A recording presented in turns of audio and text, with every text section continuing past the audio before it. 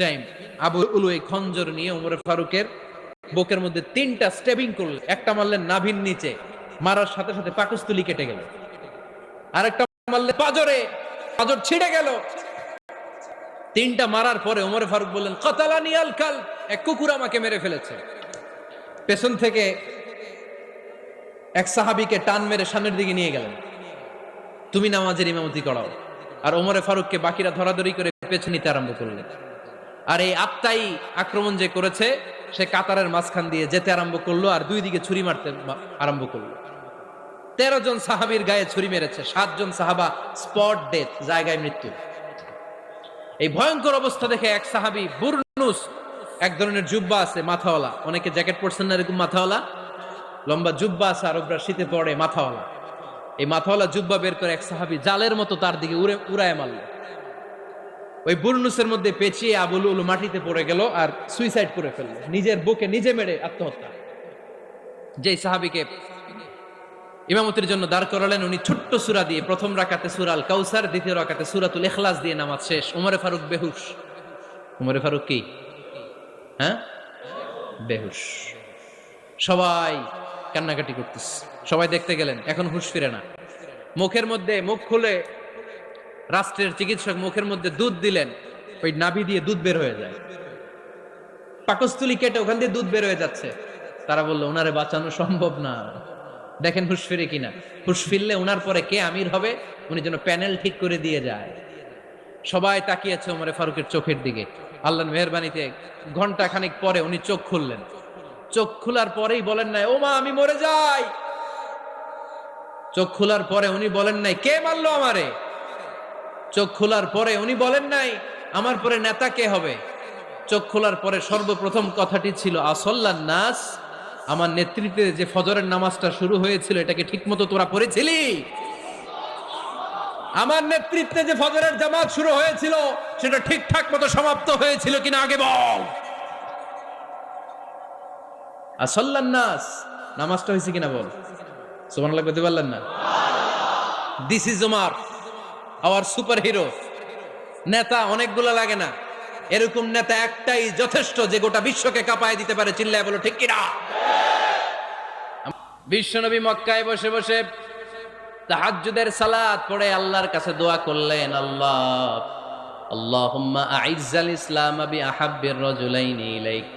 ও আল্লাহ, দুইজন লোকের নাম বলবো, দুইজনের দরকার নেই, এই দুইজনের একজনকে আপনি ইসলামের সুশীতল ছায়া তোলে এনে ইসলামকে বিজয় দান করে দেন। মুহূর্তের মধ্যে দোয়াটা কবুল করে নিয়েছে কে? বিশ্বনবী বললেন, আল্লাহ দুইজনের নাম বলবো আজকের দোয়ায়। আবি জাহাল ইবনে হিশাম, হয়তো হিশামের বেটা আবু জাহেলকে আপনি ইসলামের ভিতরে নিয়ে আসেন, কিংবা ওমর ইবনুল খাত্তাব, খাত্তাবের বেটা ওমরকে আপনি ইসলামের ছায়া তলে নিয়ে আসেন। ওমরে ফারুকের জন্য দোয়াটা কবুল করে নিয়েছে কে? মক্কার যে অবস্থা, আল্লাহর হাবিব সাল্লাল্লাহু আলাইহি ওয়াসাল্লাম বুঝলেন মক্কার এই দুইজনের একজন যদি আমার সাথে না থাকে তাহলে মক্কায় দাওয়াতি কাজ চালিয়ে যাওয়া যাবে। আল্লাহরে বললেন, আল্লাহ বেশি চাই না, এই দুইজনের একজন, হয় আবু জাহেল নয় ওমর, হয় আবু জাহেল নয় ওমর। বিশ্বনবী যখন দোয়া করলেন, এই দোয়ার একটা ইমানি ধাক্কা, নুরানি ধাক্কা সাইয়েদনা ওমরে ফারুকের হৃদয়কে স্পর্শ করে ফেলল। দোয়া ইজ লাইক এ মিসাইল। এই যে আমরা দোয়া করি, এটা মিসাইলের মতো। যুদ্ধে মিসাইল হামলা করে না? মিসাইল হামলা করার পরে এই মিসাইল লক্ষ্য বস্তুতে যে ভেদ করে, ঠিক কিনা? তেমনি দোয়ার মতো যদি আপনি দোয়া করতে পারেন, আপনি যেই জন্য দোয়া করেছেন ঠিক ওই জায়গায় যে আপনার দোয়া স্পর্শ করে। সুবহানাল্লাহ পড়বেন না? বিশ্বনবীর দোয়ার মাধ্যমে প্রথমে সাইয়েদনা ওমর ফারুকের হৃদয়ে এক ধাক্কা লাগলো। 2 নম্বরে রব্বুল আলামিন সূরাতুল হাক্কা দিয়ে ওমর ফারুকের হৃদয়ের মধ্যে দিলেন এক ধাক্কা। পড়েন আল্লাহু আকবার। কোরআনের ভেতরে সূরাতুল হাক্কা নামে একটা সূরা আছে না নাই? আল হাক্কাতু মাল হাক্কা ওয়া মা আদরাকা মাল হাক্কা। পড়েন আল্লাহু আকবার। বিশ্বনবী যখন দোয়া করলেন, ওই দোয়া যখন সাইয়েদনা ওমর ফারুকের হৃদয়ে স্পর্শ করলো, সাইয়েদনা ওমর ফারুক সব সময় বিশ্বনবীরে ফলো করতে আরম্ভ করলেন। বিশ্বনবী ডানে গেলে লুকিয়ে লুকিয়ে ওমর ফারুক ডানে যায়, বিশ্বনবী বায়ে গেলে লুকিয়ে লুকিয়ে ওমরে ফারুক বায়ে যায়। বিশ্বনবী একবার মসজিদুল হারামে যে নামাজ পড়তে শুরু করলেন, ওমরে ফারুক তখন বিশ্বনবীর পিছু পিছু ছদ্মবেশে পেছন থেকে যে বিশ্বনবী কিভাবে নামাজ পড়ে দেখতে শুরু করলেন। বিশ্বনবী ইন দা মিন টাইম এশার নামাজে আল হাক্কাতুমাল হাক্কা তেলাওয়াত শুরু করে দিলেন। আল হাক্কাতুমাল হাক্কা তেলাওয়াত শুরু করে দিলেন। তেলাওয়াত করতে করতে বিশ্বনবী যখন তেলাওয়াত করতেছে, ওমরে ফারুক এরকম দুলতেছে আর মজা পাচ্ছে। ওমিয়া বিশ্বনবীর কণ্ঠ বুঝি আমার মতো কণ্ঠ, আপনার মতো কণ্ঠ, আহমদ বিন ইউসুফের কণ্ঠ, আব্দুল বাসিতের কণ্ঠ না। বিশ্বনবীর গলায় যে কি সুরের ঝংকার আল্লাহ দিয়েছেন, কি সুরের লহরি আল্লাহ দিয়েছেন, একবার যে শুনতো পাগল হয়ে যেত। আল্লাহু আকবার। বিশ্বনবী সূরা হাক্কা মন্ত্রমুগ্ধ তেলাওয়াতে, মন্ত্রমুগ্ধ সুর দিয়ে, মন্ত্রমুগ্ধ কণ্ঠ দিয়ে তেলাওয়াত করতে লাগলেন। এশার সালাতে ওমরে ফারুক দুলতে লাগলেন। ওমরে ফারুক যত শুনেন অবাক হয়ে যায়, যত শুনেন অবাক হয়ে যায়, যতই শুনে অবাক। কিরে? কারণ তিনি আরবি ভাষা বুঝতেন। এত সুন্দর শব্দের গাঁথুনি, এত প্রাঞ্জল বর্ণনা, এত সুন্দর অন্তমিল, এটা কবিতা না হয়ে পারে না। উনি মনে মনে ভাবলেন এটা মনে হয় কবিতা। It might be poem, it could be poem. Muhammad মনে হয় কবি হয়ে গেছে, তার কাব্য প্রতিভা দিয়ে সে এটা বানিয়েছে।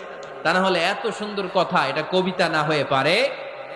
ইন দ্য মিন টাইম বিশ্বনবী কিন্তু দেখতেছে না যে পেছনে ওমর। বিশ্বনবী তেলাওয়াত করছিলেন।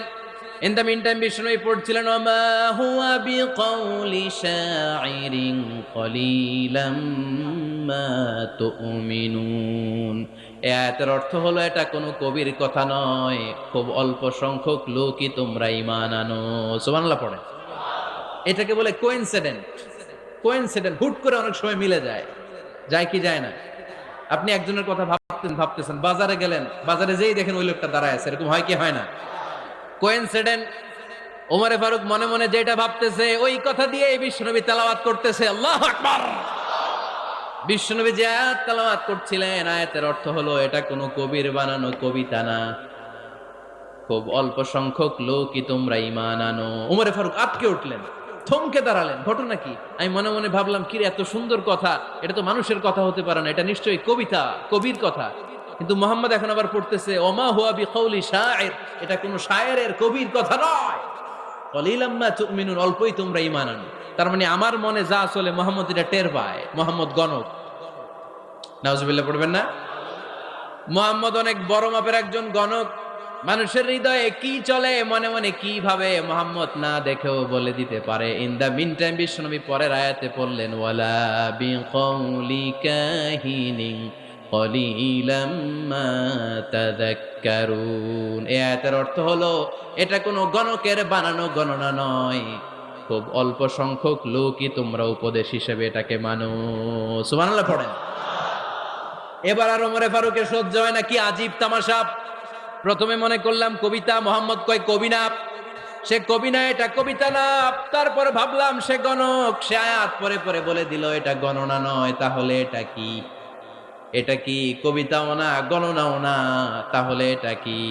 বিশ্বনবী তখন বললেন তানজিলুম মির রাব্বিল আলামিন। সুবহানাল্লাহ পড়েন। পরের আয়াত ছিল তানজিলুম মির রাব্বিল আলামিন। এটা দুনিয়ার কোনো কবির বানানো কবিতা না, এটা কোনো গণকের গণনা না, এটা কোনো সাহিত্যিকের বানানো সাহিত্য নয়, এটা মহাবিশ্বের পরিচালক রব্বুল আলামিনের কাছ থেকে পাঠানো কিতাব কোরআন। সূরা হাক্কার ধাক্কায় ওমরে ফারুক কাইত। প্রথমে ধাক্কাটা লাগলো যে দোয়া। বিশ্বনবী তাহাজ্জুদে কেঁদে দোয়া করলেন, আল্লাহ হয় আবু জাহেলরে দিবা নাইলে ওমরে দিবা। ওই দোয়া ওমরে ফারুকের হৃদয়ে ছোঁয়া লেগেছে। এরপর হাক্কা, সূরাতুল হাক্কা দিয়ে দিলে এক ধাক্কা। এই ধাক্কা খেয়ে উথাল পাথাল হৃদয়ের মধ্যে, হায় রে এ কি বাণী, এ কেমন কথা, কে মুহাম্মদ? তারপরও শয়তানের ওয়াসওয়াসা আছে না নাই? আল্লাহ বলে যতই ওয়াসওয়াসা ওমরকে দেয়া হোক, আমি ওমরে ফারুককে এই মুসলিম উম্মাতের সেনাপতি বানিয়ে ছাড়বো, আমি সেনাপতি বানাবো। এবার 3 নাম্বার ডোজ। ডাক্তারের কাছে গেলে প্রথমে দেখবেন সিম্পল ডোজ দেয়, নরমাল ওষুধ। এটাতে কাজ না হলে ডোজ বাড়ায়, একেবারে কাজ না হলে অ্যান্টিবায়োটিক মারে, আছে না নাই? আল্লাহ প্রথমে দোয়ার ছোঁয়া লাগালেন, তারপর সূরা হাক্কা দিয়ে ধাক্কা মারলেন, এরপরে রব্বুল আলামিন বলেন এবার ৩ নাম্বার ডোজ সূরা তহা দিয়ে আমি তোমার হৃদয়টারে উজালা বানায় দেব রে ওমর। শয়তান ওদিক দিয়ে ওয়াসওয়াসা, খেলা দুই দিক থেকে চলতেছে। আল্লাহ তাআলা হেদায়েতের রাস্তায় টানছে, শয়তান জাহান্নামের দিকে টানছে। ঘোষণা দেয়া হলো মক্কায়, মুহাম্মদের মাথা কেটে এনে দিলে এত এত স্বর্ণ মুদ্রা দেয়া হবে। ওমরে ফারুক রাজি হয়ে গেলেন, নাঙ্গা তলোয়ার নিয়ে বিশ্বনবীর মাথা কাটার জন্য ছুটলেন। নাউজুবিল্লাহ পড়বেন না? বনু জাহরা গোত্রের এক লোক বলে, আইনা ইয়া ওমর, কই যাও? মুহাম্মদের মাথা কাটতে যাই। আরে মুহাম্মদের মাথা কাটতে যাও? তোমার বোন ফাতিমা বিনতে খাত্তাব আর তোমার বোন জামাই সাঈদ কদ সাবা, এরা তো ধর্ম ত্যাগ করে ফেলছে। এটা তো আমাদের ধর্ম ত্যাগ করে মুহাম্মদের ফলোয়ার হয়ে গেছে। আগে ওমর ঘর সামলাও, পরে মুহাম্মদের মাথা কাটতে যেও। ওমরে ফারুক অবাক হয়ে গেলেন, তলোয়ার নিয়ে বিশ্বনবীর দিকে না যে নিজের বাড়ির দিকে চলে গেলেন। বিশ্বনবীর আপন বোন ফাতিমা বিনতে খাত্তাব, বোন জামাই সাঈদ আর খাব্বাব রাদিয়াল্লাহু তাআলা আনহু তিনজন মিলে সূরা তহা তেলাওয়াত করছিলেন। পড়েন সুবহানাল্লাহ। মক্কায় লুকিয়ে লুকিয়ে দাওয়াত হতো। খাব্বাব রাদিয়াল্লাহু তাআলা আনহু একটা চামড়ার ফলকের মধ্যে সূরা তহার কয়েকটা আয়াত এনে ওমরে ফারুকের বোন আর বোন জামাইকে শিক্ষা দিচ্ছে, ট্রেনিং দিচ্ছে। সুবহানাল্লাহ পড়েন। লুকিয়ে লুকিয়ে ওমরে ফারুক যখন ঘরে চলে আসলেন, এরা তটস্থ হয়ে গেল। সাইয়েদনা খাব্বাব বিছানার তলায় লুকিয়ে গেলেন। ওমরে ফারুক বললেন, দরজা খোলো। ফাতেমা বিনতে খাত্তাব দরজা খোলার পরে নির্মম ভাবে সাইয়েদনা ওমর রাদিয়াল্লাহু তাআলা আনহু বোনের গায়ে আঘাত শুরু করে দিল। বোন জামাইকে আহত করতে শুরু করলো আর বলতে শুরু করলো, তোরা পাগল হলি কেন? কি আছে ওই মুহাম্মাদের মধ্যে? কি জাদু নিয়ে সে এসেছে? সে যাই বলে লোকজন পাগল হয়ে যায়, সবাই তার উপর কালিমা পড়ে ঈমান এনে ফেলে। কি এমন জিনিস তোদের কাছে আছে যেটা দেখে মুহাম্মদকে তোরা ভালোবাসলি? কি আছে? কি পড়তেছিলি আমারে দেখা। ফাতেমা বলে, ইন্নাকা রিজসুন লা ইয়ামাসসুহু ইল্লাল মুতাহহারুন। ও আমার ভাই ওমর, তুমি নাপাক। তুমি কি? লা ইয়ামাসসুহু ইল্লাল মুতাহহারুন, পবিত্রতা অর্জন না করে এই কোরআন ধরা যায় না। সুবহানাল্লাহ পড়েন। উমরে ফারুক গোসল করে আসলেন, কারণ ধাক্কা তো আগে কয়েকটা খাইছে। কথা বুঝেন নাই বোধহয়। প্রথমে দোয়ার ধাক্কা, পরে কোন সূরা দিয়ে ধাক্কা? হাক্কা দিয়ে ধাক্কা। ৩ নম্বরে এখন আর একটা ধাক্কা খাবে। গোসল করে আসলেন। ফাতেমা বিনতে খাত্তাব বললেন, গোসল যখন করে এসেছেন, এই নেন। উমরে ফারুক এবার চামড়ার কাপড়ের মধ্যে সূরা তহার প্রথম আয়াতের দিকে নজর করলেন। নজর করেই কোরআনের প্রেমে পড়ে গেলেন। পড়েন সুবহানাল্লাহ। উমরে ফারুক পড়তে আরম্ভ করলেন, তহা মা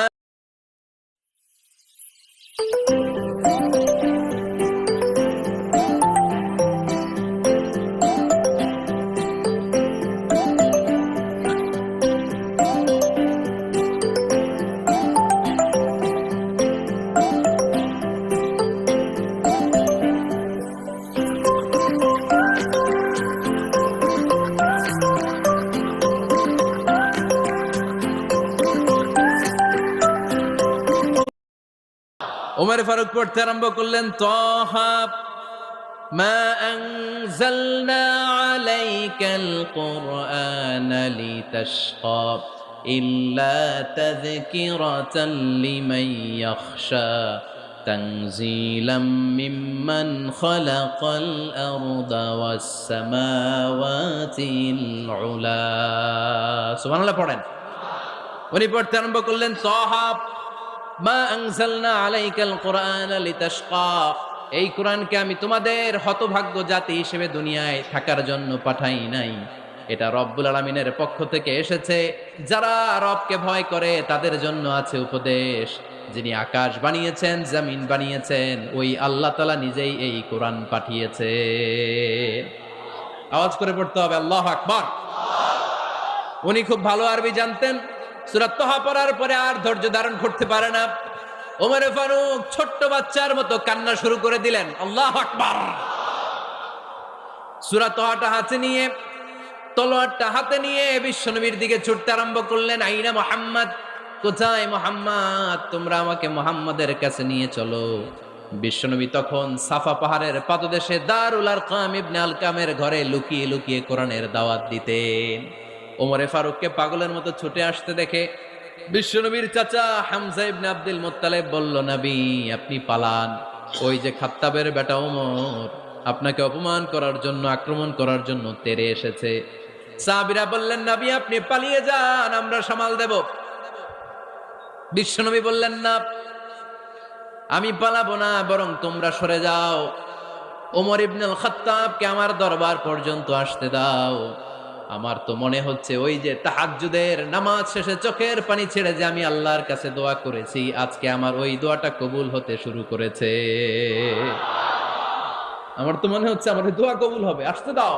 ওমরে ফারুক এসে বললেন, আশহাদু আল্লা ইলাহা ইল্লাল্লাহ ওয়া আশহাদু আন্না মুহাম্মাদান আবদুহু ওয়া রাসূলুহু। আমি সাক্ষ্য দিলাম আল্লাহ ছাড়া কোনো ইলাহা নাই, নিশ্চয় আপনি আল্লাহর প্রেরিত বান্দা এবং রাসূল। পড়েন সুবহানাল্লাহ। ওমরে ফারুক যখন কালিমা শাহাদা পড়ে মুসলমান হয়ে বিশ্বনবীর হাতে হাত রাখলেন, মুসলিম সাহাবীদের মধ্যে খুশি আর আনন্দের বন্যা বয়ে গেল। মুসলিম হাতে গোনা সাহাবারা আল্লাহর প্রশংসা করলেন। বিশ্বনবী সাইয়েদনা ওমরে ফারুককে জড়িয়ে ধরলেন। ওমরে ফারুক এবার বিশ্বনবীরে বললেন, নবী গো, আলাসনা আলাল হক, আমরা কি সত্যের উপরে আছি নাকি আমরা ভুলের উপরে আছি? বিশ্বনবী বললেন, বালা নাহনু আলাল হক, আমরাই সত্যের উপরে আছি। সুবহানাল্লাহ পড়েন। আলাসনা আলাল হক, নবী আমরা কি সত্যের উপরে নাই? হ্যাঁ অবশ্যই ওমর, তুমি সত্যের উপরে আছো। ওমরে ফারুক বললেন, তাহলে ফাফিমাল ইখতিফা, তাহলে লুকায় লুকায় আর দাওয়াত দেব কেন? আমি তো কালিমা পড়ে ফেলছি, আসেন আমার সাথে বের হই। ফাফিমাল ইখতিফা, আর লুকায় লুকায় কেন? আসেন আমরা বাইরে বেরোই। বিশ্বনবী বললেন, ওমর এটা মাক্কি জীবন, এখানে আমরা একটু গোপনে গোপনে দাওয়াত দিতে চাই। ওমরে ফারুক বলে, না, আমার দায়িত্ব, আমি একটা মিছিল দিতে চাই নবী। আল্লাহর নামের তাকবীর দিতে দিতে দারুল আরকাম থেকে শুরু করে মসজিদুল হারাম পর্যন্ত একটা মিছিল দিয়ে আমি মক্কা কাঁপাইয়া দেব। অনুমতি দেন। বিশ্বনবী দিতে চান।